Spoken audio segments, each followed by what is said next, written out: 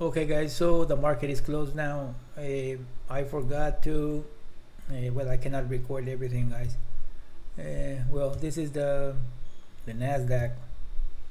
Okay, so the Nasdaq made a profit, the 5k, long time ago. As you can see here, it didn't trade here, it just traded here. Okay, so we had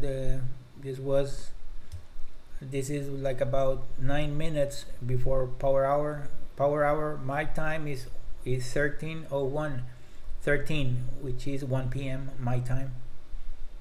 Okay, so as you can see, it made it here are the prints where he entered. Okay, so it was wild push, was buy and sell there. There's another trade here. We need a stop in the entry, stop, and then the target. Yeah, market was wild here.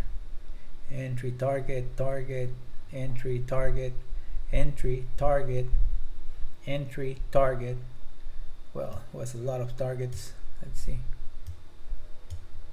Okay, entry, target, target, stop, entry, target, entry, stop, entry, target. So it made the 5k. So just wanted to show you that, guys, that ES and power hour and NQ in power hour work very well.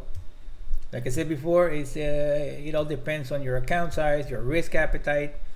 Remember, I told you about that this is going to be the foundation to whatever strategy you want to build. Okay, this is me.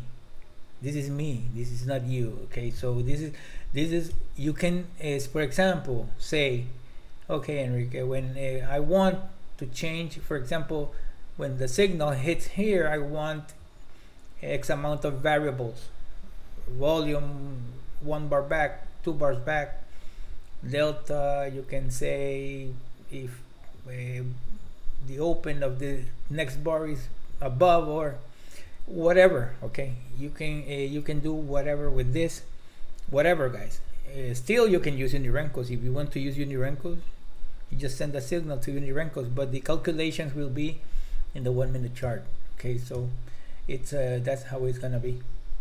Okay, just wanted to show you that, guys, because I know that you are always, trying to know a little bit more what happened to the Nasdaq today. Okay, thanks for watching, guys. See you tomorrow.